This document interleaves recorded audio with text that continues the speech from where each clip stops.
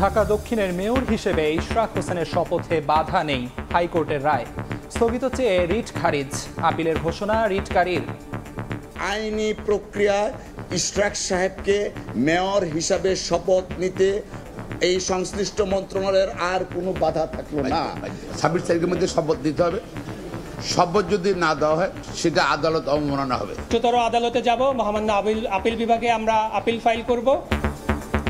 বৃষ্টি মাথায় নিয়ে অষ্টম দিনের মতো রাজপথে সমর্থকরা, শপথের আগ পর্যন্ত আন্দোলন চালিয়ে যাওয়ার ঘোষণা। হাইকোর্ট আমাদেরকে যে রায় দিয়েছে এই রায়ে আমরা সন্তুষ্ট। এটা গণমানুষের দাবি এবং আইনসম্মত সিদ্ধান্ত। আমাদের 8 দিনের পরিশ্রম আমাদের আজকে সফল হয়েছে। বিলম্বে কোর্টের রায়ে বাস্তবায়ন হয় এটা আমরা চাই।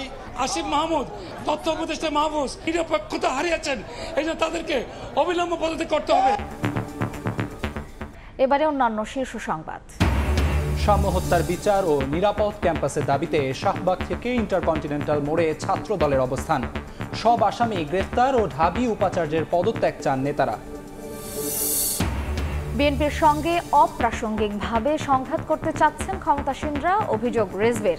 বাংলাদেশে বিদেশি এজেন্ডা বাস্তবায়নের সুযোগ নেই বললেন জাহিদ হোসেন। হত্যা ও ভাঙচুরের 2 মামলায় 6 দিনের রিমান্ডে সাবেক সংসদ সদস্য মমতাজ বেগম। মানিকগঞ্জে আদালত চত্বরে সঙ্গীত শিল্পীকে লক্ষ্য করে ডিম নিক্ষেপ। ভারত সরকারকে চিঠি দেয়া হলেও থামছে না পুশেন। ফেনী, কুমিল্লা, পঞ্চগড়, লালমনিরহাট সীমান্ত থেকে আরও 78 জনকে জোর করে পাঠালো বিএসএফ। এবং ওয়াশিংটন ডিসিতে বন্দুক হামলায় ইসরায়েলি দূতাবাসের 2 কর্মী নিহত, আটক 1, নিরাপত্তা ব্যবস্থা নিয়ে প্রশ্ন। ইহুদি বিদ্বেষ থেকে হামলা, দাবি তেল আবিবের।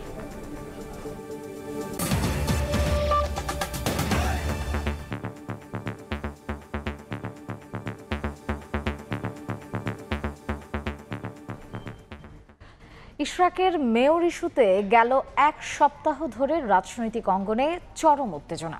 একদিকে রাজপথে বিক্ষোভ, অন্যদিকে আদালতে আইনি লড়াই। অবশেষে শপথ না পড়ানোর নির্দেশনা চেয়ে রিট খারিজ করে হাইকোর্ট বলেছেন, রিটকারীর রিট করার এখতিয়ারই নেই। ইশরাকের আইনজীবীরা বলছেন, 26 মের মধ্যে শপথ না পড়ালে আদালত অবমাননার দায়ে অভিযুক্ত হবে সংশ্লিষ্ট পক্ষ। যদিও আদেশের বিরুদ্ধে আপিলের ঘোষণা দিয়েছেন রিটকারীর আইনজীবী।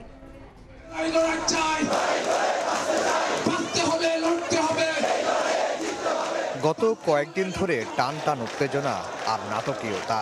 ইশরাক হোসেনের শপথ নিয়ে একদিকে রাজপথে আন্দোলন, অন্যদিকে উচ্চ আদালতে আইনি লড়াই। কি হচ্ছে, কি আদেশ দেবেন উচ্চ আদালত, এ নিয়ে শুরু হয় নানা জল্পনা কল্পনা। ইশরাকের মেয়র ইস্যুতে দিনকে দিন পরিস্থিতি জটিল আকার ধারণ করতে থাকে। বৃহস্পতিবারের আদেশকে ঘিরে হাইকোর্ট এলাকায় গড়ে তোলা হয় নিরাপত্তা বলয়। অবশেষে ইশরাকের পক্ষে আসে রায়। শপথ স্থগিত চেয়ে করা রিট খারিজ করে দেন উচ্চ আদালত। আদেশে আদালত বলেছেন, শপথের বিরুদ্ধে রিট করার এখতিয়ার নেই রিটকারীর। ইশরাকের আইনজীবীরা বলছেন, এ রায়ের পর 26 মের মধ্যে শপথ না পড়ালে আদালত অবমাননার দায়ে অভিযুক্ত হবেন সংশ্লিষ্ট মন্ত্রণালয়। ইশরাকের শপথ নেওয়ার আর কোনো বাধা রইল না। তো আগামী 26 তারিখের মধ্যে শপথ দিতে হবে। শপথ যদি না দেওয়া হয়, যেহেতু ট্রাইব্যুনাল একটি আদালত, হাই কোর্ট অফ দ্য কান্ট্রিতে চেষ্টা করছিল একটা মহল শপথকে বন্ধ করার জন্য, সেটা ব্যর্থ হয়েছে। আর যদি শপথ না দেওয়া হয়, সেটা আদালত অবমাননা হবে। আজকে এটা প্রমাণিত হয়েছে যে আইনি প্রক্রিয়ায় ইশরাক সাহেবকে মেয়র হিসাবে শপথ নিতে এই সংশ্লিষ্ট মন্ত্রণালয়ের আর কোনো বাধা থাকলো না। এদিন আদেশের আগে সুপ্রিম কোর্ট আইনজীবী সমিতির সভাপতি মাহবুবউদ্দিন খোকনকে উদ্দেশ্য করে আদালত বলেন, বুধবার এজলাস ছাড়ার সময় তাদের উদ্দেশ্য করে একজন আইনজীবী হুমকি দিয়েছেন। তবে কোন আইনজীবী স্পষ্ট করেননি আদালত। তখন অজ্ঞাত ওই আইনজীবীর পক্ষে দুঃখ প্রকাশ করেন মাহবুবউদ্দিন খোকন। জনাব ইশরাক হোসেনের পক্ষে যে আইনজীবীরা ছিলেন, তারা সেখানে তখন আদালতকে এক ধরনের আনডিউ প্রেশার দেওয়ার একটা চেষ্টা করেছেন। বারের প্রেসিডেন্ট হিসাবে প্রেসিডেন্ট সাহেবকে ডেকে একটা দুইটা কথা বলেছেন এবং প্রেসিডেন্ট সাহেব বলেছেন তার উত্তরে, এবং আমরা আবার এটাও বলেছি যে অলওয়েজ বার এবং বেঞ্চ আমরা শোল্ডার টু শোল্ডার কাজ করি, যেটা ইতিপূর্বে প্রমাণিত হয়েছে। অতএব এই বিষয়টা এখানে না আনাটাই শ্রেয়। রিটকারের আইনজীবী জানান, শপথ ঠেকাতে তারা এবার সর্বোচ্চ আদালতে যাবেন। উচ্চতর আদালতে যাব, মহামান্য আপিল বিভাগে আমরা আপিল ফাইল করব এবং আপিল ফাইল করা অবস্থায় যেহেতু এই বিষয়টি সাবজুডিস ম্যাটার থাকবে, এখানে স্থানীয় সরকার মন্ত্রণালয়ের শপথ পড়ানোর আইনগত কোনো সুযোগ থাকলো না। ইসির গেজেট অনুযায়ী আগামী সোমবার শেষ হবে ইশরাককে শপথ পড়ানোর সময়সীমা। আফজাল হোসেন, সময় সংবাদ, ঢাকা। এদিকে উচ্চ আদালতের রায়কে স্বাগত জানালেও দ্রুত দাবি আদায়ে অষ্টম দিনের মতো রাজপথে ইশরাক সমর্থকরা। ঢাকা দক্ষিণ সিটির মেয়র হিসেবে তার শপথের আগ পর্যন্ত আন্দোলন চালিয়ে যাওয়ার ঘোষণা তাদের। একই সঙ্গে ক্ষমতা অপব্যবহারের অভিযোগ তুলে উপদেষ্টা আসিফ মাহমুদ ও মাহফুজ আলমের পদত্যাগ দাবি করেন ইশরাক সমর্থকরা।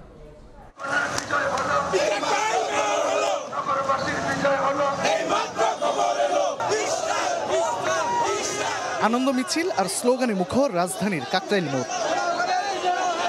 হাইকোর্টের রায় ইশরাক হোসেনের পক্ষে আসায় বিএনপির নেতাকর্মীদের মাঝে উচ্ছ্বাস। ঢাকা দক্ষিণ সিটি কর্পোরেশনের মেয়র হিসেবে ইশরাক হোসেনের শপথের দাবিতে এক সপ্তাহের বেশি সময় ধরে রাজপথে সমর্থকরা। শপথ স্থগিত চেয়ে রিট হাইকোর্টে খারিজ হলেও দ্রুততা বাস্তবায়নের দাবিতে অনড় তারা। নেতাকর্মীরা বলছেন, আদালতের রায় ইশরাক হোসেনের জয় হয়েছে। এটি শুধু একটি রাজনৈতিক সিদ্ধান্ত নয়, বরং গণদাবি ছিল বলে মত তাদের। যে পর্যন্ত আমাদের রায় কার্যকর না হবে এবং আমরা শপথ না শেষ হবে সেই পর্যন্ত আমরা এইখানে অবস্থান করব। হাইকোর্ট আমাদেরকে যে রায় দিয়েছে এই রায়ে আমরা সন্তুষ্ট। আমরা আসলে আনন্দে উচ্ছ্বাসিত, পুরো ঢাকাবাসী উচ্ছ্বাসিত। 8 দিনের পরিশ্রম আমাদের আজকে সফল হয়েছে। এদিকে অন্তর্বর্তী সরকার থেকে দুই উপদেষ্টা আসিফ মাহমুদ সজীব ভুইয়া ও মাহফুজ আলমের পদত্যাগের দাবি জানিয়েছেন নেতাকর্মীরা। তাদের অভিযোগ, সরকারের থেকে ক্ষমতার অপব্যবহার করেছেন এই দুই উপদেষ্টা। দাবি পূরণ না হওয়া পর্যন্ত রাজপথে থাকার হুঁশিয়ারি দেন আন্দোলনকারীরা। তারা পক্ষপাতিত্ব করছে, তাদেরকে পদত্যাগ করতে হবে। আসিফ মাহমুদ এবং মাহফুজ সাহেবরা যে দৃষ্টিকোণ দিয়ে দেশকে অস্থিরতা সৃষ্টি করতে চেয়েছিল, সেই হাত থেকে আল্লাহ রক্ষা করেছে, তার জন্য ধন্যবাদ। ওরা ওই জায়গায় যোগ্য না বিদেয় আজকে দেশে বিশৃঙ্খলা। এই বাচ্চা কাচ্চা পোলাপান উপদেষ্টা পরিষদে এসে টেন্ডারবাজি, ঠিকাদারি, চাকরি বাণিজ্য, ভর্তি বাণিজ্য, বিদেশ বাণিজ্য, ঘুষ বাণিজ্য, দুর্নীতি বাণিজ্য এইসবে লিপ্ত হয়েছে। আদালতের নির্দেশনা অনুযায়ী দ্রুত ইশরাক হোসেনকে ঢাকা দক্ষিণ সিটির মেয়রের শপথ পড়ানোর দাবি জানান সমর্থকরা। তানভীর হাসান মেঘ, সময় সংবাদ, ঢাকা। এই মুহূর্তে কাকরাইলে আছেন রিপোর্টার তানভীর হাসান মেঘ এবং মৎস্য ভবনে আছেন জুমান সাদিক জ্যাভলিন। সরাসরি প্রথমে যাচ্ছি মেঘের কাছে। ঢাকা দক্ষিণ সিটির মেয়র হিসাবে বিএনপি নেতা ইশরাক হোসেনের শপথ গ্রহণে আর কোনো বাধা নেই। এই রায় আসার পরেই কিন্তু এখানকার বিএনপির যে সকল নেতাকর্মীরা রয়েছেন তারা কিন্তু অনেকটাই আনন্দে উচ্ছ্বাসিত হয়ে এখানে নানান স্লোগান দিচ্ছেন এবং সেই সঙ্গে তারা আজ বৈরী আবহাওয়ার মাঝখানেই কিন্তু তারা এখানে অবস্থান নিয়েছেন এবং তারা বারবার একটি কথা বলছেন যে এই রায় মূলত মানুষের যে এই রায় কিন্তু তাদের পক্ষে আসার পরপরই কিন্তু আমরা এখানে দেখেছি যে তারা কিন্তু এখানে আনন্দে ফুসে উঠেছেন এবং আমরা দেখছি যে মিনি ট্রাক, সেই মিনি ট্রাকে গান বাজনার মাধ্যমে যে তার পক্ষে রায় এসেছে সেই রায়ে কিন্তু এখানকার যে সকল নেতাকর্মীরা রয়েছে তারা কিন্তু খুশি উঠেছেন এবং বেলা 11:30টার পরপরই খবর পৌঁছালে উচ্ছ্বাসে কিন্তু মেতে ওঠেন তারা এবং সেই সঙ্গে চারদিকে থেকে কিন্তু খণ্ড খণ্ড মিছিল নিয়ে উৎসবে সামিল হয়ে তারা এখনো সেই ধারাবাহিকতায় তারা এখনো মিছিল করছেন। এ সময় তারা নানান স্লোগানও দিতে এখনো দেখা যাচ্ছে এবং বৃষ্টিতে ভিজে স্লোগানের মধ্যে যখন খবর আসে যে বিএনপি নেতা ইশরাক হোসেনকে ঢাকা দক্ষিণ সিটি কর্পোরেশনের মেয়র হিসেবে শপথ না পড়ানোর নির্দেশনা চেয়ে দায়ের করা রিট খারিজ করেছেন হাইকোর্ট, তারপর পরই এখানে যে সকল হাজার হাজার নেতাকর্মীরা রয়েছেন তারা মূলত আনন্দে ফেটে পড়েন। এদিকে অন্তর্বর্তী সরকার থেকে দুই উপদেষ্টা আসিফ মাহমুদ সজীব ভুইয়া ও মাহফুজ আলমের পদত্যাগের দাবি জানিয়েছে নেতাকর্মীরা। তাদের অভিযোগ সরকার থেকে ক্ষমতার অপব্যবহার করছেন এই দুই উপদেষ্টার। দাবি পূরণ না হওয়া পর্যন্ত তারা বলছেন যে রাজপথে থাকার হুঁশিয়ারিও দিচ্ছেন এই আন্দোলনকারীরা। রায় আসার পরপরই কিন্তু এখানকার বেশ কয়েকজন নেতাকর্মীদের সাথে আমরা কথা বলেছি। রায়ের পক্ষে তারা অনেকটাই আনন্দে উল্লাসে কিন্তু ফেটে পড়েছেন। তবে তাদের এখন যেই দাবি নিয়ে মূলত রাজধানীর কাকরাইল মোড়ে অবস্থান করছেন, তাদের দাবি এখন একটি, যে অন্তর্বর্তী সরকার থেকে যে দুই উপদেষ্টা আসিফ মাহমুদ সজীব ভুইয়া ও মাহফুজ আলমের পদত্যাগের দাবি জানাচ্ছেন এবং সেই সঙ্গে তাদেরকে উদ্দেশ্য করে নানান অভিযোগ কিন্তু তুলে ধরছেন।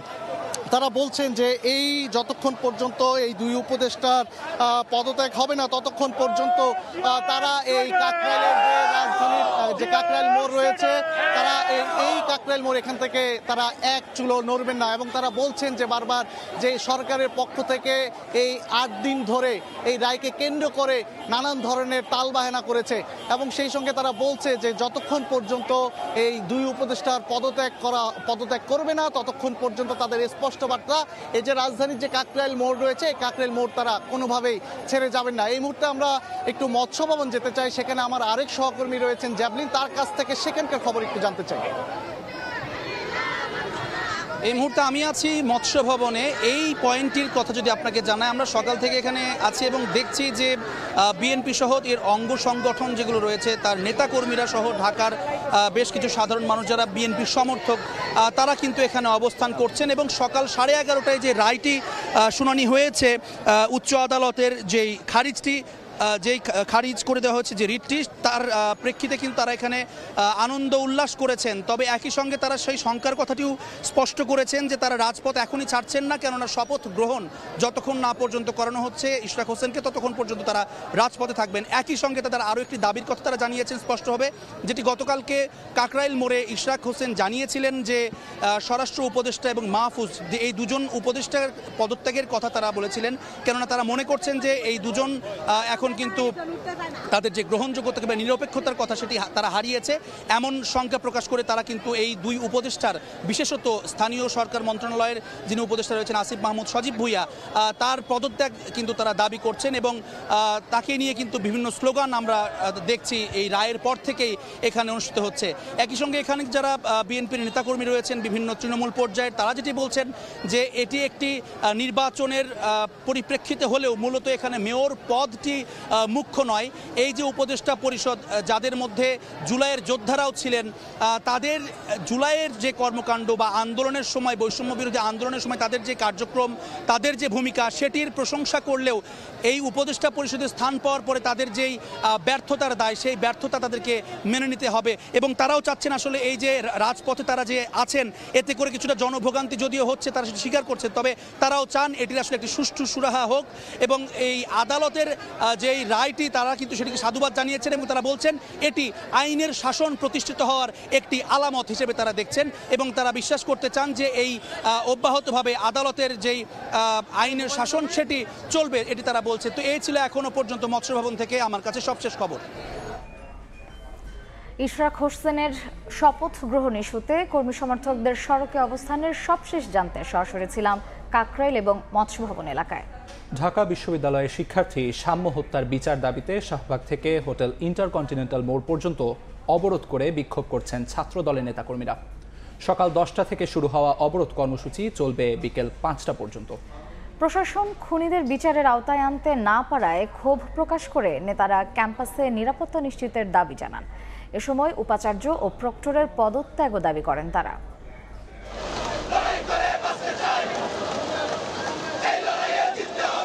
সহপাঠীর হত্যার বিচারের দাবিতে স্লোগানে উত্তাল শাহবাগ। বৃষ্টি উপেক্ষা করে ঢাকা বিশ্ববিদ্যালয়ের শিক্ষার্থী ও ছাত্রদল নেতা সাম্য হত্যার প্রতিবাদে বিক্ষোভ করছে জাতীয়তাবাদী ছাত্রদল। সাম্য হত্যার বিচার ও নিরাপদ ক্যাম্পাসের দাবিতে শাহবাগ থেকে ইন্টারকন্টিনেন্টাল মোড়ে অবস্থান নেন তারা। কর্মীরা বলছেন, সাম্য হত্যায় জড়িত মূল আসামি গ্রেফতার হয়নি এখনো। প্রশাসনের ব্যর্থতায় মূল আসামিরা ধরাছোঁয়ার বাইরে বলে অভিযোগ তাদের। তারা এই হত্যার যে সঠিক তদন্ত তারা এখন পর্যন্ত করতে ব্যর্থ হয়েছে। দ্রুত বিচারের আওতায় আনার জোর দাবি জানাচ্ছি। আমরা যখন সেই বিচার নিয়ে যাই প্রক্টরের কাছে, প্রক্টর তখন আমাদেরকে এক ধরনের প্রতিহিংসা ছুড়ে দেয় আমাদের উপরে। ক্যাম্পাসের শিক্ষার্থীদের নিরাপত্তা দিতে ব্যর্থ হওয়ায় উপাচার্য ও প্রক্টরের পদত্যাগও দাবি করেন ছাত্রদলের নেতাকর্মীরা। বাংলাদেশের সর্বোচ্চ বিদ্যাপীঠে বসেই কিন্তু তারা মব চর্চা করছে এবং অনেকটা ভিসি প্রক্টরের নামে তারা সাবাই গেছে, ন্যারেটিভ তৈরি করতে চেয়েছে, হত্যাকাণ্ডকে জাস্টিফাই করতে চেয়েছে। সেইটা খুবই অনাকাঙ্ক্ষিত, সেটা ঢাকা বিশ্ববিদ্যালয়ের স্ট্যান্ডার্ডের সাথে যায় না। আমরা আইনের মাধ্যমে অপরাধীদের, আমাদের ভাইদেরকে একের পর এক যে টার্গেট কিলিং করা হচ্ছে, টার্গেট কিলিং এর শিকার হচ্ছে, এই অপরাধীদের শাস্তি চাচ্ছি। ছাত্রদলের কেন্দ্রীয় নেতারা বলেন, সাম্য হত্যার সঙ্গে জড়িতদের গ্রেফতারে গাফলতি আছে পুলিশের। দাবি আদায় না হলে কঠোর কর্মসূচি দেওয়ার হুঁশিয়ারি দেন তারা। যারা গ্রেফতার হয়েছেন তারা সাম্যের প্রকৃত হত্যাকারী নয়, সুতরাং প্রকৃত হত্যাকারীদের গ্রেফতার এবং বিচারের দাবি এবং নিরাপদ ক্যাম্পাস। বারবার বলেছি যে মূল অপরাধীদের তাদের গ্রেপ্তার করতে হবে, কারণ সাম্যের হত্যাকারীরা যদি গ্রেপ্তার না হয় তাহলে ঢাকা বিশ্ববিদ্যালয়ে এরকম একজন শিক্ষার্থীকে অপরাধীদের গ্রেপ্তার করতে না পারে, তাহলে রাষ্ট্রের অপরাপর যে নাগরিক রয়েছে তাদের নিরাপত্তা কোথায়? এদিকে প্রধান সড়ক অবরুদ্ধ থাকায় দুর্ভোগে পড়েন সাধারণ মানুষ। অবরোধ হচ্ছে, এটা তো আমাদের আসলে একটু কষ্ট হচ্ছে। এভাবে বিশৃঙ্খলা তৈরি না করে, মানুষের ক্ষতি হয় এটা না করে, সুষ্ঠুভাবে যদি কোনো সমাধানে আসা যায় সেটা করাটাই উত্তম। গত 13 মে সোহরাওয়ার্দী উদ্যানে ছুরিকাঘাতে হত্যা করা হয় ছাত্রদলের স্যার AF রহমান হল ইউনিটের সাহিত্য ও প্রকাশনা বিষয়ক সম্পাদক সাম্যকে। এ ঘটনায় এ পর্যন্ত 6 জনকে গ্রেফতার করেছে পুলিশ। আহমেদ সালেহীন, সময় সংবাদ, ঢাকা। এই মুহূর্তে রাজধানীর শাহবাগে আছেন সহকর্মী আহমেদ সালেহীন, সরাসরি যাচ্ছি তার কাছে।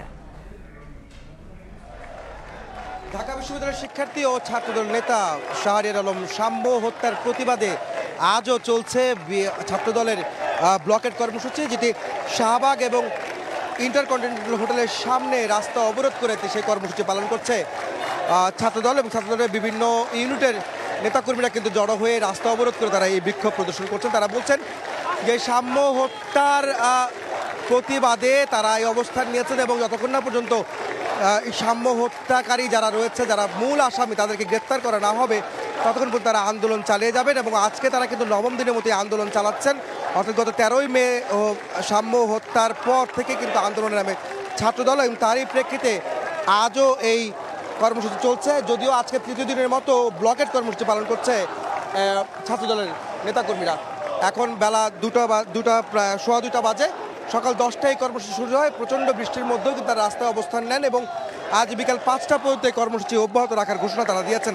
তারা বলছেন যে সাম্য হত্যার যে মূল আসামি তারা এখনও ধরাছোঁয়ার বাইরে আছে এবং তাদেরকে ধরার জন্য, তাদের গ্রেফতার করার জন্য, তাদের বিচারের জন্য পুলিশ প্রশাসন উদ্যোগী হবে, সেই দাবি তারা জানাচ্ছেন। এবং সঙ্গে ক্যাম্পাসে শিক্ষার্থীরা নিরাপদ নয় এমন মর্মে তারা এমন অভিযোগ এনে তারা বলছেন যে ঢাকা বিশ্ববিদ্যালয়ের যে উপাচার্য যিনি রয়েছেন এবং প্রক্টর যিনি রয়েছেন তাদের দুজনের পদত্যাগ করতে হবে এবং এই পদত্যাগের মাধ্যমে তারা ক্যাম্পাসে শিক্ষার্থীদের নিরাপত্তা প্রদানের বিষয়ে সচেষ্ট হবে বিশ্ববিদ্যালয় প্রশাসন, সেটি কিন্তু তারা বলছেন।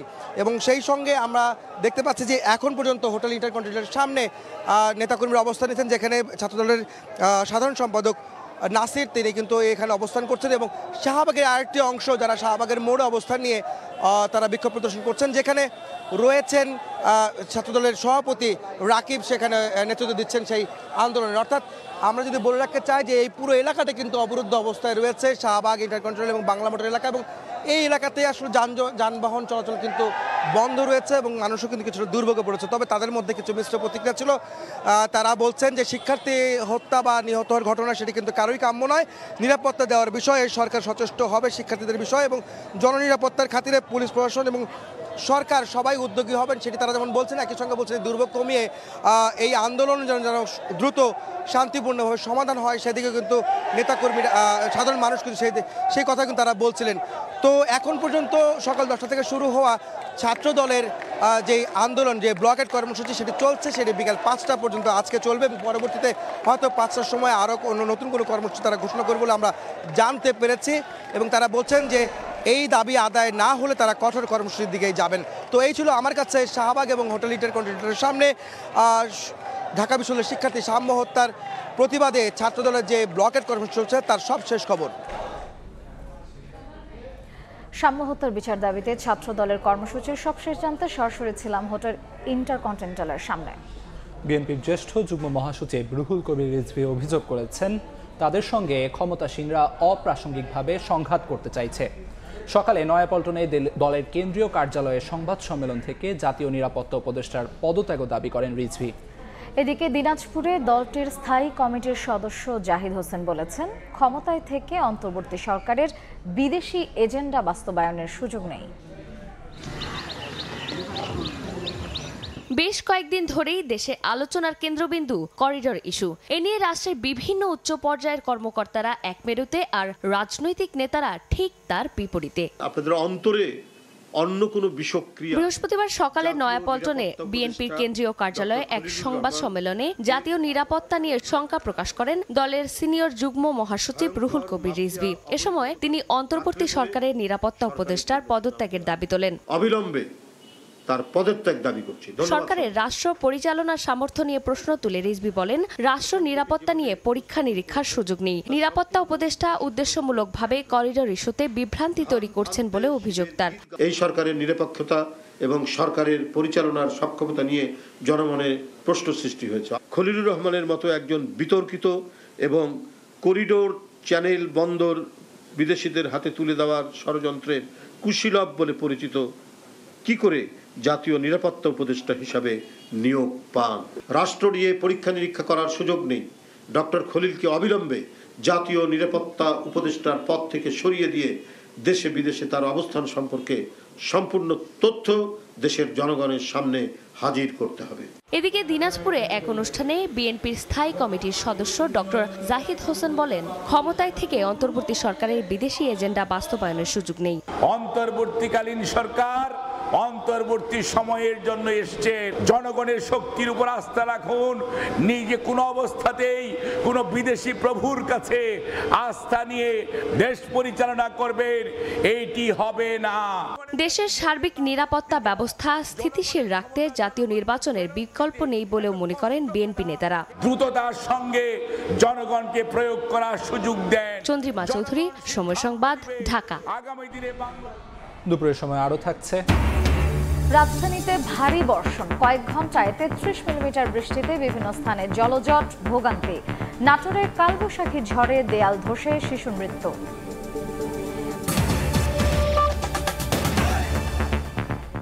দুর্নীতি মামলায় 3 বছরের কারাদণ্ডের রায়ের বিরুদ্ধে ডাক্তার জুবাইদা রহমানের আপিল শুনানি সোমবার পর্যন্ত মুলতবি করেছেন হাইকোর্ট। বৃহস্পতিবার বিচারপতি খসরুজ্জামানের একক বেঞ্চে 3 ঘন্টার শুনানি হয়। এর আগে আপিল নিষ্পত্তি না হওয়া পর্যন্ত জুবাইদা রহমানকে জামিন দেন আদালত। 2023 সালের আগস্টে জ্ঞাত আয় বহির্ভূত সম্পদ অর্জনের মামলায় বিএনপির ভারপ্রাপ্ত চেয়ারম্যান তারেক রহমানকে 9 বছর ও তার স্ত্রী ডাক্তার জুবাইদা রহমানের 3 বছরের কারাদণ্ড দিয়েছিলেন আদালত। 5 আগস্টের পর আপিলের শর্তে জুবাইদা রহমানের সাজা 1 বছর স্থগিত করে সরকার।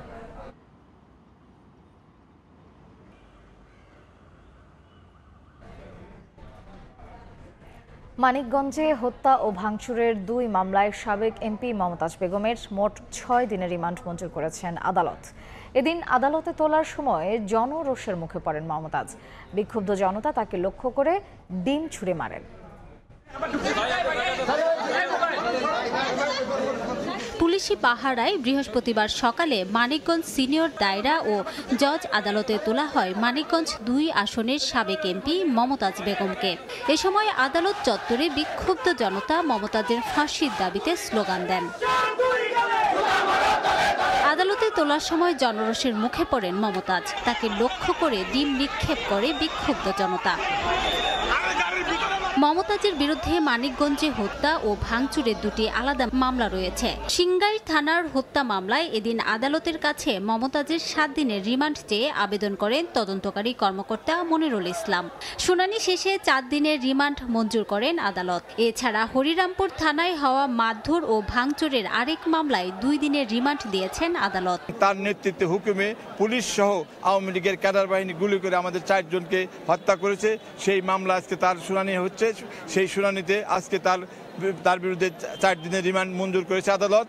আওয়ামী লীগের মনোনয়নে 2008 সালে সংরক্ষিত নারী আসনে সংসদ সদস্য হন মমতাজ। 2014 ও 2018 সালে নৌকা প্রতীকে নির্বাচন করে মানিকগঞ্জ 2 আসনের এমপি হয়েছিলেন তিনি।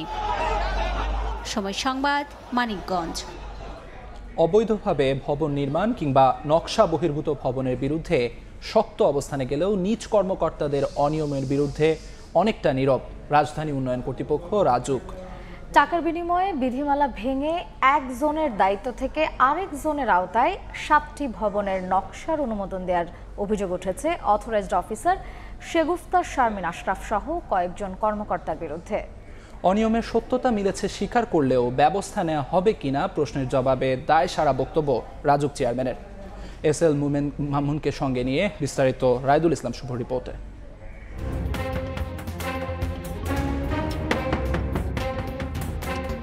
নিয়মনীতির তোয়াক্কা না করেই রাজধানীতে গড়ে উঠছে শত শত বহুতল ভবন। আইনের ব্যত্যয়ে জড়িত থাকার অভিযোগ খোদ রাজধানী উন্নয়ন কর্তৃপক্ষ রাজুকের কিছু কর্মকর্তার বিরুদ্ধে। সময় সংবাদের হাতে আসে কয়েকটি ভবনের রাজুকের দেয়া অবৈধ অনুমোদনের নকশার নথি। এতে দেখা যায় অনলাইন আবেদন ফর্মে নাজিম উদ্দিন ভূঁইয়াকে 10 তলা ভবনের নকশা অনুমোদন দেওয়া হয়েছে। প্রস্তাবিত ঠিকানা উল্লেখ করা হয়েছে রাজুকের জোন 1 বাসন মৌজা জয়দেবপুর থানা। তবে মূল কাগজে দেখা যায় অনুমোদন দেওয়া হয়েছে রাজুকের জোন 3-1 ঢাকার জোয়ার সাহারা মৌজায়। রাজধানীর ইসিবি চত্বর থেকে সরু গলি ধরে রাস্তার সামনে এগোলে দেখা যায় সড়কের শেষ প্রান্তে চলছে বেশ কয়েকটি ভবন নির্মাণের কাজ। 2022-এর ড্যাপের ম্যাপ বলছে এটি একটি রেসিডেন্সিয়াল এরিয়া, কিন্তু গুগল ম্যাপের 2010 থেকে 2025 পর্যন্ত দেখা যায় এলাকাটি পুরোটাই জলাশয় ও কৃষি জমি। 2022 সাল পর্যন্ত তখন থেকে হচ্ছে যে আস্তে আস্তে এখানে যে মাটি ফেলাইছে, তারপর হচ্ছে এটা লেভেল করছে। তার আগে এটা বিল ছিল, মাছ চাষ হইতো। দুর্নীতি ঠেকাতে 2019 সালে অনলাইন সেবা চালু করে রাজু। নতুন নিয়মে আবেদনকারী যে আইডিতে ছাড়পত্রের জন্য আবেদন করবে একই আইডিতে নকশার জন্য আবেদন করতে হবে। কিন্তু অবৈধভাবে অনুমোদন পাওয়া সকলেরই অনলাইন আইডি পাসওয়ার্ড হারিয়ে যাওয়ায় প্রশ্ন উঠেছে রাজুকের ভূমি ছাড়পত্রগুলোর সত্যতা নিয়ে। কিউআর কোড স্ক্যান করলে কোনো তথ্যই পাওয়া যায় না। রাজুকের আদেশ অনুযায়ী 2023 সালের 9 ফেব্রুয়ারি সহকারী অথরাইজড অফিসার থেকে অথরাইজড অফিসার পদে পদোন্নতি দেওয়া হয় শেগুফতা শারমিন আশরাফকে, যেখানে দেখা যায় তিনি কখনো দিনের একজনের দায়িত্বে ছিলেন না। পদোন্নতির 1 মাসের মধ্যে 7টি 10 তলা ভবনের নকশা অনুমোদন দেওয়ার অভিযোগ উঠেছে এই কর্মকর্তার বিরুদ্ধে। এই অনিয়মের সঙ্গে যুক্ত হয়েছে সে সময়ে জোন 1-এর দায়িত্বে থাকা ইমারত পরিদর্শক ও বিসি বোর্ডের সদস্যের নাম। জায়গা পরিদর্শনে গিয়েছিল, কে মানে নির্দেশনা দিয়েছিল? আপনি তখন একের দায়িত্বের অফিসারগুলো ছিল না, 3-এর দায়িত্বে থাকা অফিসারগুলো ছিল? কমিটিতে আলোচনা হয়েছে, কমিটিতে যেভাবে উপস্থাপন হয়েছে তারা যুক্তিপূর্ণ করছে। শেগুফতা শারমিন আশরাফের মহাখালী অফিসে গেলে রুমে প্রবেশে বাধা দেওয়া হয়। আমরা দেখতে চাই যে এ বিষয়ে রাজুকের চেয়ারম্যান কি ব্যবস্থা নিচ্ছে। অনিয়মের বিষয়টি স্বীকার করে গতানুগতিক তদন্ত করে ব্যবস্থা নেওয়ার আশ্বাস দেন রাজুক চেয়ারম্যান। সিস্টেম হয় এটা অনেক সহজ। তখন সিপিটা ছিল মানে আধা অনলাইন আধা হার্ড কপি।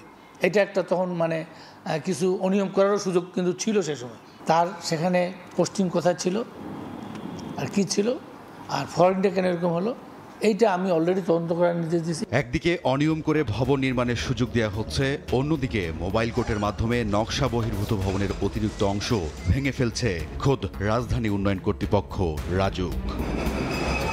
রায়দুল ইসলাম শুভ, সময় সংবাদ, ঢাকা। বাংলাদেশের পক্ষ থেকে ভারত সরকারকে চিঠি দেয়া হলেও থামছে না পুশিন। ফেনী, কুমিল্লা, পঞ্চগড়, লালমনিরহাট সীমান্ত দিয়ে আরও 78 জনকে জোর করে পাঠালো বিএসএফ। তারা সবাই বাংলাদেশি নাগরিক বলে জানিয়েছে বিজিবি। সীমান্তে চোরাচালানের পাশাপাশি পুশিন এখন নিত্যদিনের ঘটনা। প্রায় প্রতিদিনই সীমান্তবর্তী বিভিন্ন এলাকা দিয়ে ভারত থেকে পুশিনের ঘটনা ঘটছে। বৃহস্পতিবার ফেনী, কুমিল্লা, পঞ্চগড় ও লালমনিরহাট সীমান্ত দিয়ে শিশু, নারী সহ 78 জনকে ভারত থেকে জোরপূর্বক বাংলাদেশে পাঠানো হয়। বিজিবি জানায়, ভোরে ফেনীর ফুলগাজী ও ছাগলনাইয়া সীমান্ত দিয়ে 24 জনকে পুশিন করে বিএসএফ। তারা কুড়িগ্রামের বাসিন্দা। এছাড়া কুমিল্লা সদরের গোলাবাড়ি সীমান্ত দিয়ে আরও 13 জনকে পুশিন করা হয়েছে। আমার সাথে কথা ছিল, মানে তোমরা বাংলাদেশি সম্পূর্ণ বাংলাদেশি একখানে খাড়া হও, কাগজপাতি সম্পূর্ণ ক্লিয়ার করছে, তোমরা এখান থেকে নিয়ে যায় আমার বাংলাদেশের বিএসএফের হাতে দিবে। কাটাতাড়ের এখানে নিয়ে আসার পরে রাত তখন বাজে 1টা-1:30 বাজে, ওই টাইমে নিয়ে আসে গেট খুলিয়ে কলে তোমরা এদিক দিয়ে চলে যাও। ট্রেন স্টেশনে নামাইছে, ওর থেকে গিয়ে পুলিশে ফের নিয়ে এসছে, নিয়ে এসে পুলিশ জায়গা নিয়ে এসে গেট দিয়ে এসে পার করে দিচ্ছে। আমি গেছি 2007 সালে, আমার সাথে আমার পরিবারের আছে 5 জন। ফেনী বর্ডারের বিভিন্ন অংশে তাদেরকে নিয়ে যাওয়া হয় 12 জন করে। 2007 থেকে 12 সালের মধ্যে ইন্ডিয়াতে যায়। বিজিবি তাদেরকে পুশব্যাক করার চেষ্টা করে, পরবর্তীতে পুশব্যাক করতে পারে নাই। এর আগে বুধবার রাতে লালমনিরহাটের পাটগ্রাম উপজেলার গাটিয়ার ভিটা ও ঝালাঙ্গি সীমান্ত দিয়ে শিশু নারী সহ 20 জনকে পুশিং করে ভারত। তাদের আটকের পর থানায় দিয়েছে বিজিবি। তাদের বাড়ি খুলনা, নড়াইল ও যশোর জেলায় বলে জানিয়েছে পুলিশ। বিজিবি আমাদের কাছে 20 জনকে হস্তান্তর করেছে, তার মধ্যে 11 জন মহিলা, 7 জন বাচ্চা, 2 জন পুরুষ। এছাড়া পঞ্চগড়ের জয়ধরভাঙ্গা সীমান্ত দিয়েও বুধবার রাতে পুশিং করা হয়েছে আরও 21 জনকে। এদিকে পুশিংয়ের ঘটনায় বিএসএফ এর সঙ্গে পতাকা বৈঠক হয়েছে বলে জানায় বিজেপি। চন্দ্রা বিশ্বাস, ববি, সময় সংবাদ। ঘণ্টাখানেকের বৃষ্টিতে রাজধানীর বিভিন্ন এলাকায় দেখা দেয় জলাবদ্ধতা। সড়কে সড়কে সৃষ্টি হয় যানজট, ভোগান্তির শিকার হন সাধারণ মানুষ।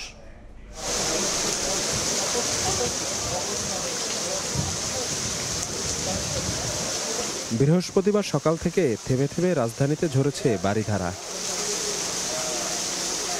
এই বৃষ্টি সাধারণ মানুষের মাঝে স্বস্তি যেমন এনেছে, তেমনি ছিল ভোগান্তির চিত্র। খানিক বর্ষণেই হাঁটু জলে নিমজ্জিত ঢাকার বিভিন্ন এলাকা। হঠাৎ জলাবদ্ধতায় সড়কে সড়কে বাড়ে যানজট। সবচেয়ে বেশি বিপাকে পড়েন দৈনন্দিন কাজে বের হওয়া সাধারণ মানুষ। নগর অব্যবস্থাপনার জন্য ক্ষোভ ঝাড়লেন তারা। ইন্টারভিউ দেওয়ার জন্য আসছিলাম, তো সকালে একটু বৃষ্টির কারণে এই যে পানিতে আমি আটকে গেছি। ব্যাংকে যাবো, আমি তো ওই যে গাড়ি ছেড়ে দিয়ে এখন আমি চলছি, তো অসুবিধা না। অতিরিক্ত পানি বলতেছি, ক্রমশ মানে স্কুলে বাচ্চা কাছে যাইতে পারছে না সব। আর বিশেষ করে যে কোনো গাড়ি যদি আপনার খুব স্পিডে যাচ্ছে, সেক্ষেত্রে আরো পানি ঢেউ লাগে, লোকজন আরো বেশি বিনত ঘটছে। রিক্সাতে দেখলাম একটা মহিলা উল্টে গেছে, সেটা আমি কষ্ট করে যাচ্ছি। গাড়ি বন্ধ হয়ে যায়, সাইলেন্সার দিকে পানি ঢুকে, আবার বন্ধ হয়ে গেলে অনেক সমস্যা, পাশে নেওয়ার পুরো রাস্তা জাম হয়ে জায়গা। পিকআপ দইরা তারপরে আইসি এই জায়গায়, অনেক কষ্ট করে আইসি। তবে বাতাসে জলীয় বাষ্পের পরিমাণ বেশি হওয়ায় বৃষ্টি হলেও উষ্ণতা কমছে না বলে জানিয়েছেন এই আবহাওয়াবিদ। 26 কিংবা 27 তারিখ বঙ্গোপসাগরে একটি লঘুচাপ তৈরি হতে পারে। এটার প্রভাবে বাংলাদেশের উপকূলীয় জেলাগুলো সহ আপনার ঢাকার পূর্বাঞ্চল, সিলেট, ময়মনসিংহ এইসব অঞ্চলে কিন্তু আপনার মাঝারি ধরনের ভারী থেকে কোথাও কোথাও অতি ভারী বর্ষণ হওয়ার সম্ভাবনা রয়েছে। আবহাওয়া অফিস বলছে বৃহস্পতিবার সকাল 6টা থেকে দিনভর 20 মিলিমিটার বৃষ্টি হয়েছে রাজধানী সহ আশেপাশের এলাকায়। শফিক মুন্সি, সময় সংবাদ, ঢাকা। নাটোরে কালবৈশাখীর ঝড়ে দেয়াল চাপায় এক শিশুর মৃত্যু হয়েছে। স্বজনরা জানান, বুধবার রাতে বড়াইগ্রাম উপজেলার আগ্রান গ্রামে হাত ধোয়ার জন্য বাড়ির উঠোনে টিউবওয়েলের কাছে যায় 12 বছরের শিশু বিথি খাতুন। এ সময় হঠাৎ কালবৈশাখীর ঝড়ে একটি দেয়াল ভেঙে শিশুটির উপর পড়ে। তাকে উদ্ধার করে হাসপাতালে নিলে চিকিৎসক মৃত ঘোষণা করেন।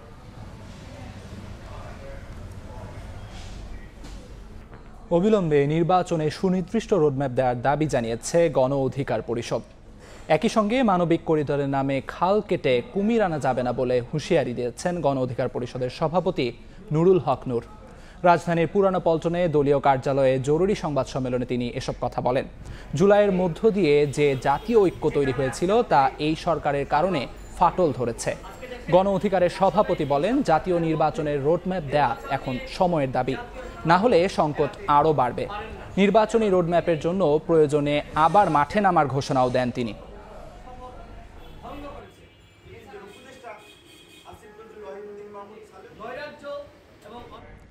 শিক্ষকদের দাবির মুখে খুলনা প্রকৌশল ও প্রযুক্তি বিশ্ববিদ্যালয়ের অন্তর্বর্তীকালীন উপাচার্য অধ্যাপক ডক্টর হযরত আলী পদত্যাগ করেছেন। বিশ্ববিদ্যালয়ের ডেপুটি রেজিস্ট্রার অধ্যাপক আব্দুর রহমান এ তথ্য নিশ্চিত করেছেন। শিক্ষক লাঞ্ছনার ঘটনায় অভিযুক্ত শিক্ষার্থীদের শাস্তির আওতায় আনা সহ 5 দফা দাবিতে গত 4 মে থেকে একাডেমিক কার্যক্রম ও 18 মে থেকে প্রশাসনিক কার্যক্রম বন্ধ রেখে আন্দোলন করে আসছিলেন কুয়েট শিক্ষক সমিতি। এর আগে গত 23 এপ্রিল বিশ্ববিদ্যালয়ে ছাত্রদের সংঘর্ষের ঘটনায় টানা আন্দোলনের মুখে পদত্যাগ করেন উপাচার্য ডক্টর মোহাম্মদ মাসুদ। পরে 1 মে অন্তর্বর্তীকালীন উপাচার্য হিসেবে নিয়োগ দেওয়া হয় চুয়েটের অধ্যাপক ডক্টর হযরত আলীকে। তদবির বাণিজ্যের মাধ্যমে শত কোটি টাকার অবৈধ সম্পদ অর্জনের অভিযোগে স্থানীয় সরকার উপদেষ্টার সাবেক এপিএস মোয়াজ্জেম হোসেনকে জিজ্ঞাসাবাদ করেছে দুদক। সংস্থাটির সহকারী পরিচালক আসিফ আল মাহমুদ ও উপসহকারী পরিচালক মিনু আক্তার সুমির সমন্বয়ে গঠিত দল মোয়াজ্জেমকে জিজ্ঞাসাবাদ করে। পরে সাংবাদিকদের মোয়াজ্জেম বলেন, অভিযোগ ভিত্তিহীন, একটি পক্ষ মিথ্যা তথ্য ছড়াচ্ছে। এর আগে নোটিশের পরিপ্রেক্ষিতে বেলা 11:30টার দিকে দুদকের সেগুন বাগিচা কার্যালয়ে হাজির হন মোয়াজ্জেম। তার বিরুদ্ধে ক্ষমতার অপব্যবহার করে তদবির বাণিজ্য, টেন্ডারবাজি ও চাঁদাবাজির মাধ্যমে শত কোটি টাকা অর্জনের অভিযোগ আছে।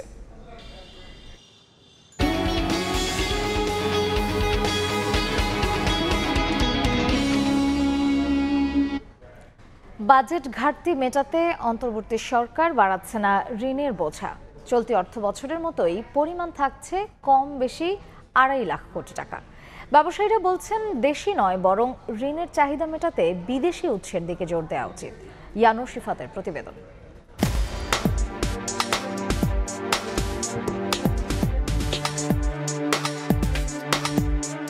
দেশি বিদেশি উৎস থেকে ঋণ নিয়ে বাজেট ঘাটতি পূরণ করে সরকার। চলতি বাজেটের পরিমাণ ছিল 2,51,600 কোটি টাকা। আসছে বাজেটে তা বাড়বে না বলে অর্থ মন্ত্রণালয় সূত্রে জানা যাচ্ছে। ঋণ কম বেশি 2.5 লাখ কোটিতেই স্থির থাকবে। বিগত সরকার ঋণ নির্ভর হওয়ায় জানুয়ারি পর্যন্ত দেশি ঋণের স্থিতি বেড়ে দাঁড়িয়েছে 8,86,000 কোটি টাকা, আর মার্চ পর্যন্ত বিদেশি ঋণের স্থিতি 12,72,000 কোটি টাকা। এতে বেড়েছে সুদ পরিশোধের চাপও। আসছে বাজেটে তাই এ বাবদ ব্যয় 20,000 কোটি টাকা বাড়িয়ে 1,33,000 কোটি টাকা নির্ধারণ হতে পারে। জিডিপির অনুপাতে বিদেশি ঋণের পরিমাণ বেশি না হয় বাজেট ঘাটতি মেটাতে সরকারের উচিত এই উৎসের উপর গুরুত্ব দেওয়া, বলছেন ব্যবসায়ীরা। আইএমএফ এর যে একটা গাইডলাইন আছে, বৈদেশিক ঋণের সাথে জিডিপির অনুপাত কতটুকু থাকা উচিত, সেই থ্রেশহোল্ডটা হচ্ছে 40%। সরকারের যে বৈদেশিক মুদ্রা ঋণ নেওয়ার যে সক্ষমতা, সেটা আসলে মোটেই যথেষ্ট পরিমাণে কাজে লাগানো হয়নি। ঋণটা যদি ডোমেস্টিক থেকে না নিয়ে বৈদেশিক সূত্র থেকে নেওয়া হয়, সেটা আসলে আমাদের জন্য ওভারঅলে ভালো ফল বয়ে নিয়ে আসবে। অর্থনীতিবিদরা বলছেন, বাজেট বাস্তবায়নে ঋণের উপর নির্ভরতা কমিয়ে আনার উদ্যোগ নিতে হবে। এর বিপরীতে পরোক্ষ কর নয় বরং আয়করের মতো প্রত্যক্ষ কর আদায় বাড়াতে হবে। ঋণ যত কম করা যায় ততই ভালো। প্রায় 5 লক্ষ কোটি টাকার যে একটা লক্ষ্যমাত্রা থাকবে এই রাজস্ব আদায়ের জন্য, সেটা যদি আদায় না হয় তাহলে সেই ক্ষেত্রে আমাদের দেশীয় উৎস থেকে ঋণ সরবরাহ করতে হবে। রাজস্ব আদায়কারী কর্তৃপক্ষের কাছে বাজেটের ডিরেকশন থাকতে হবে, যাতে করে তারা তাদের টার্গেট অনুযায়ী অন্তত যাতে রেভিনিউটা কালেক্ট করে। একই সঙ্গে যে আয়করের যে আদায়ের হার সেটি বাড়াতে হবে। ঋণ পরিশোধ সক্ষমতা কমায় মার্চে বাংলাদেশের ঋণ মান নেতিবাচক করেছে মুডিস। তবে আইএমএফ এর ঋণ কর্মসূচি চলমান থাকায় বিশ্বের কাছে ইতিবাচক বার্তা যাচ্ছে বলে মত অর্থনীতিবিদদের। মুডির সঙ্গে বা অন্যান্য ঋণ মান সংস্থার সঙ্গে যোগাযোগ করতে হবে। ইয়ানুর শিফাত, সময় সংবাদ, ঢাকা। 4 দশক ধরে আপনার ফাইন্যান্সিয়াল পার্টনার আইডিএলসি। দেশের বাইরের খবর। যুক্তরাষ্ট্রের ওয়াশিংটন ডিসিতে বন্দুক হামলায় ইসরায়েলি দূতাবাসের 2 কর্মী নিহত হয়েছেন। একে ইহুদি বিদ্বেষী সন্ত্রাসী হামলা উল্লেখ করে মার্কিন প্রেসিডেন্ট ডোনাল্ড ট্রাম্প বলেছেন, যুক্তরাষ্ট্রে ধর্মীয় বিদ্বেষ ও উগ্রবাদের কোনো জায়গা নেই। এ ঘটনায় জড়িত সন্দেহে 30 বছর বয়সী এক ব্যক্তিকে আটক করেছে পুলিশ। স্থানীয় সময় বুধবার রাতে ওয়াশিংটন ডিসির ইহুদি জাদুঘরের বাইরে অনুষ্ঠান চলাকালে অতর্কিত হামলা চালায় অজ্ঞাত অস্ত্রধারী। খবর পেয়ে দ্রুত ঘটনাস্থলে পৌঁছে আশপাশের এলাকা ঘিরে ফেলে নিরাপত্তা বাহিনী। বন্ধ করে দেওয়া হয় সব সড়ক, এমনকি জাদুঘরের পাশে অবস্থিত জর্জ টাউন ইউনিভার্সিটির ক্যাম্পাসে লকডাউন ঘোষণা করা হয়। পরে ঘটনাস্থল থেকে এক নারীসহ 2 জনের মরদেহ উদ্ধার করা হয়। নিহত 2 জন যুক্তরাষ্ট্রের ইসরায়েলি দূতাবাসের কর্মী বলে উল্লেখ করা হলেও তাদের বিস্তারিত পরিচয় প্রকাশ করা হয়নি। একদম কাছ থেকে টার্গেট করে তাদের গুলি করা হয় বলে জানায় নিরাপত্তা বাহিনী। একে ইহুদি বিদ্বেষী হামলা বলে আখ্যা দিয়েছেন জাতিসংঘে নিযুক্ত ইসরায়েলের প্রতিনিধি। এ ঘটনাকে জঘন্যতম সন্ত্রাসী হামলা উল্লেখ করে এক এক্স বার্তায় তীব্র নিন্দা জানিয়েছে যুক্তরাষ্ট্রে নিযুক্ত ইসরায়েলি রাষ্ট্রদূত। হামলায় জড়িত সন্দেহে একজনকে আটক করেছে নিরাপত্তা বাহিনী। ৩০ বছর বয়সী এলাইয়াস রদ্রিগেজ যুক্তরাষ্ট্রের শিকাগো শহরের বাসিন্দা বলে জানা গেছে। হামলার আগে ওই ব্যক্তিকে জাদুঘরের আশপাশে সন্দেহজনকভাবে ঘোরাঘুরি করতে দেখা যায়। প্রকাশ্যে হামলার পর ইহুদি কমিউনিটিতে দেখা দিয়েছে আতঙ্ক। জননিরাপত্তা নিয়েও প্রশ্ন তুলেছেন কেউ কেউ। হামলার তীব্র নিন্দা জানিয়ে ইহুদি সংশ্লিষ্ট প্রতিষ্ঠানে নিরাপত্তা জোরদারের দাবি জানিয়েছে যুক্তরাষ্ট্রে বসবাসরত ইহুদি কমিউনিটি। হামলার তীব্র নিন্দা জানিয়ে নিহতদের পরিবারের প্রতি গভীর সমবেদনা জানিয়েছেন মার্কিন প্রেসিডেন্ট ডোনাল্ড ট্রাম্প। নিজের সোশ্যাল মিডিয়া ট্রুথ সোশ্যালে ট্রাম্প বলেন, ধর্মীয় বিদ্বেষ ও উগ্রবাদের কোনো জায়গা হবে না যুক্তরাষ্ট্রে। রবিউল ইসলাম আওলাদ, সময় সংবাদ। এ পর্যায়ে শীর্ষ সংবাদগুলো জানিয়ে দিচ্ছি আরেকবার। মেয়র হিসেবে ইশরাকের শপথে বাধা নেই, হাইকোর্টের রায় স্থগিত চেয়ে রিট খারিজ। আপিলের ঘোষণা রিটকারের, দায়িত্ব বুঝিয়ে দেওয়ার আগ পর্যন্ত আন্দোলন চালিয়ে যাওয়ার ঘোষণা।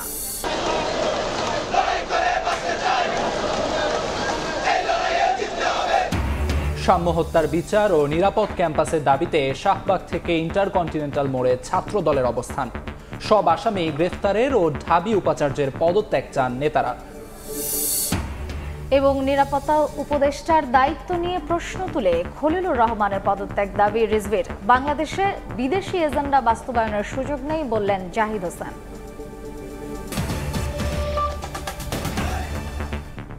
এই ছিল দুপুরের সময়। সঙ্গেই থাকুন সময়।